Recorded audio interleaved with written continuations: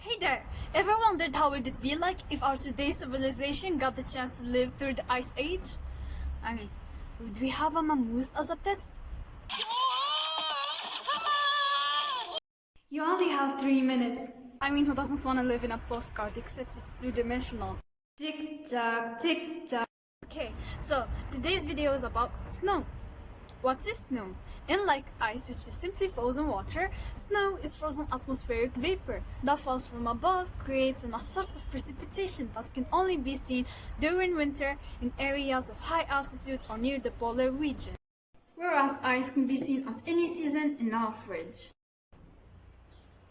Snow can take many forms, such as graupel or snowflakes. Snowflakes are these pretty white flakes, and if you were lucky enough to catch one, you can perfectly see that it's symmetrical. But why exactly?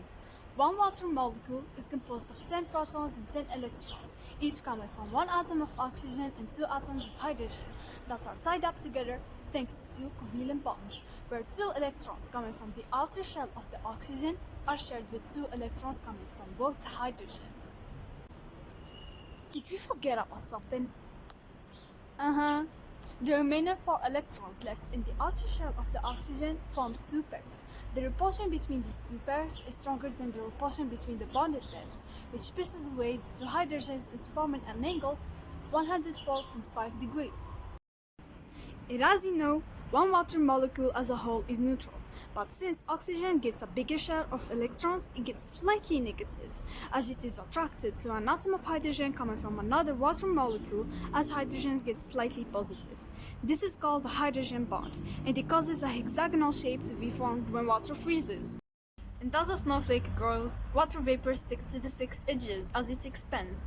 The growth of a snowflake is affected by changes in weather, such as humidity or temperature. And as these conditions are the same for the 6 edges, and quite different from any other snowflake, a symmetrical and unique snowflake is formed. However, according to the Guinness Book World of Records, Nancy and I discovered 2 identical snowflakes, but they are only identical to the precision of a microscope.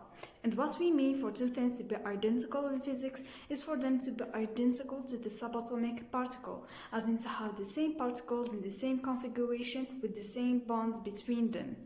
And it's very unlikely to get into this point. All these complicated physics laws to keep you away from school in a snowy day.